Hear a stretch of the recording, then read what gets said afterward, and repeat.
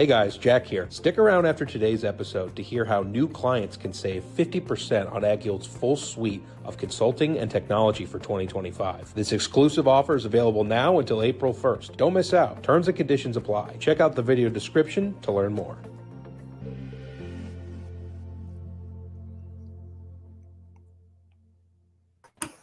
Good morning, everybody. It's Thursday, January 16th, and this is the AgYield War Room. I'm Dan Dempsey, and I'll be moderating today's session. As always, if you've got any questions or comments, please feel free to drop us a line in the chat area, and we'll be sure to get to it during the show. Overnight markets here had March corn down 3.5 at 475.25. March soybeans are down 14.75 at 1028, and March Chicago wheat was down 7.75 at 539.25. This morning we had a couple of export sales announcements. 132,000 metric tons of soybeans to China for 24, 135,000 metric tons of corn to Taiwan also for 24. Weekly export sales were out this morning. Solid for corn, 1,024,200. Upper end of the range was looking for 1 million. Soybeans, kind of right in the middle, 569,100. Wheat sales were solid, 513,400. The upper end of the range was looking for 400.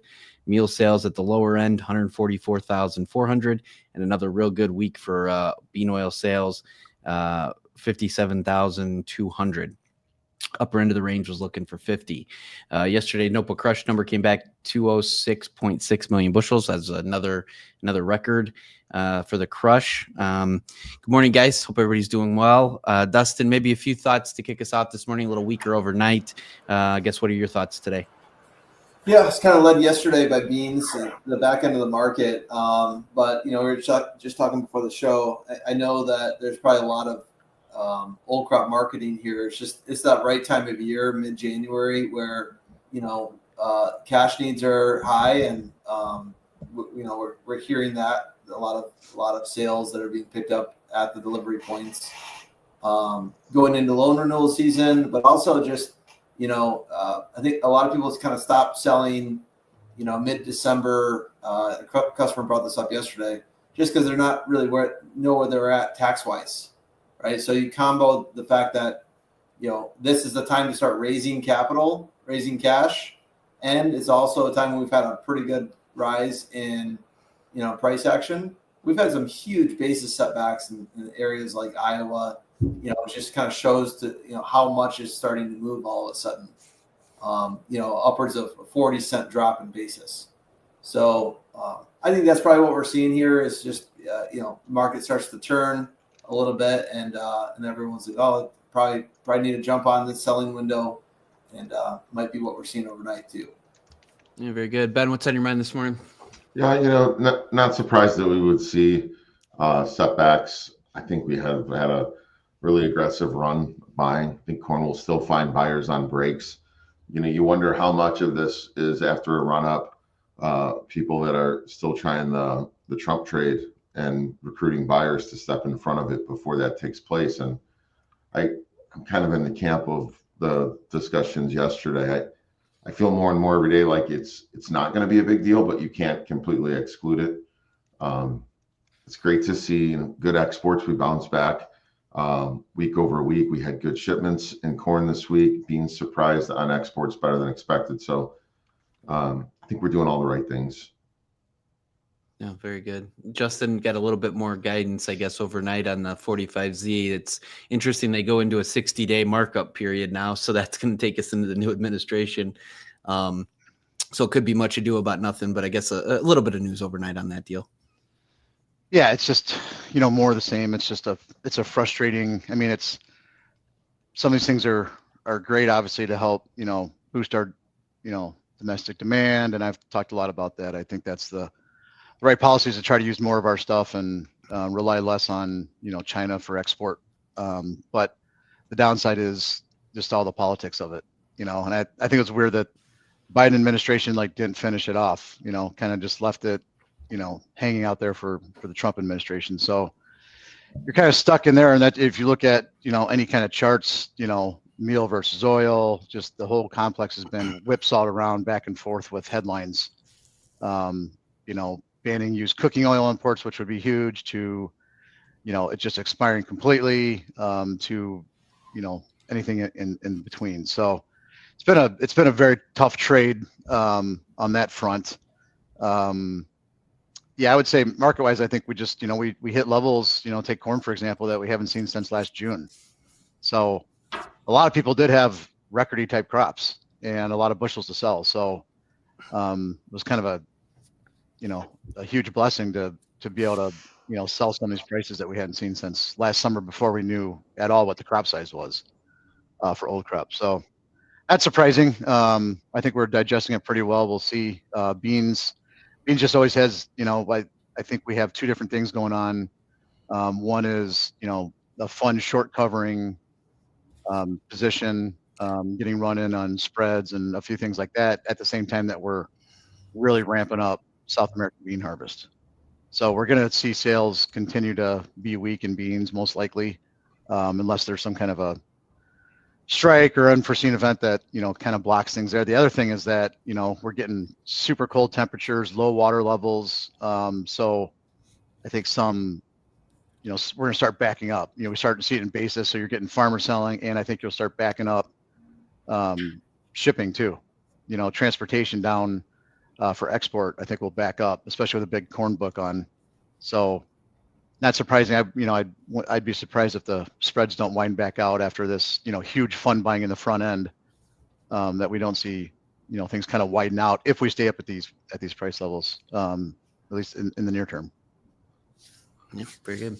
Anything else on guys' minds here as we wrap the grains? Dustin, some thoughts? Yeah, I was just gonna say this morning, like the kind of Brazilian economic activity is down.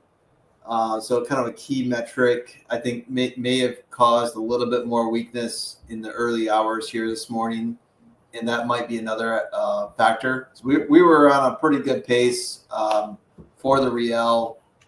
Since we've hit lows here this month, we were just above the 50-day for the first time in a while, since October. And, it failed that this morning following this metric that was just released. So it could be another thing that maybe spooked the markets a little bit too. Yeah. And, there's been reports out this morning too. I know yesterday it was a big announcement on the ceasefire deal between Israel and Hamas. And this morning they're backing down a little bit. It's Israel's having some trouble getting the deal done. So outside markets could be interested in watching that here this morning as they continue to go back and forth on that deal. Yeah, interesting that like crude oil is still. I mean, there's about $80 a barrel here yesterday. Mm-hmm. Obviously there's some inversion in the spreads, and cold snap probably doesn't help. But energy's all of a sudden gotten pretty hot lately. Yeah, when the deal out of Canada, they got that pipeline that got was shut down, right? And some things going on there. So yeah, definitely interesting. Keep an eye on that. Ryland, we got a couple minutes here. It feels like cattle was kind of looking for firmer cash trade. They got a little bit of it, and then hogs are hanging in there. They're giving it their best shot. So what's your thoughts this morning?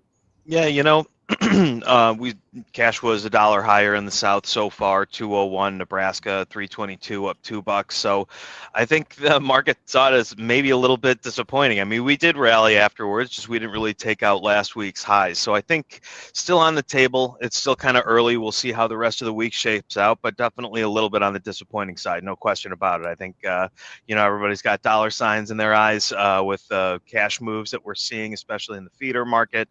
Those auction markets are just on fire right now. People can't believe the prices they're getting.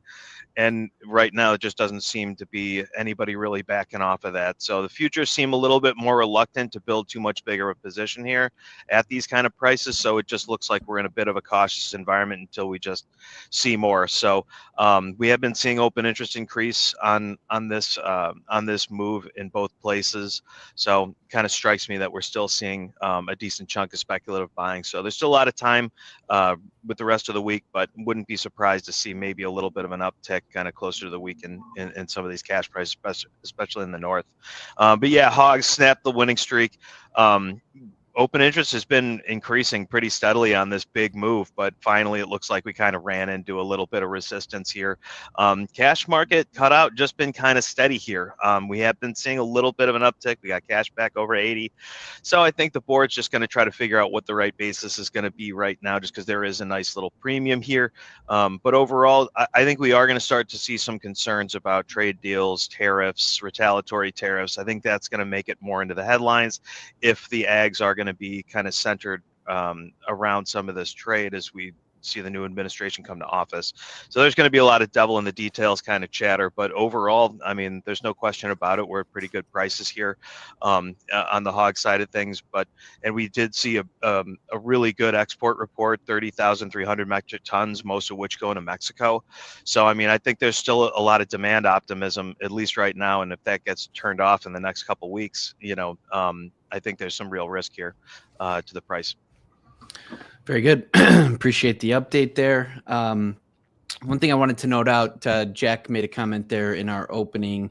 We're real excited. We recognize that last 18 months or so, it's been kind of tough in our industry. So we've got a really special offer for new folks that are maybe looking to give AgYield a shot, work with us, get some of our ideas. We're running a real special pricing program, 50% off between now and April 1st. So please give us a shout. We can talk a little bit more about the details there. And then stay tuned after the show. Jack will have a little bit more on how that program works and what we're doing there. Also tomorrow, Fun Fact Friday, we got a special guest in for Fun Fact Friday. You're not going to want to miss that. Brian's going to be out. So certainly should be interesting. Fun Fact Friday.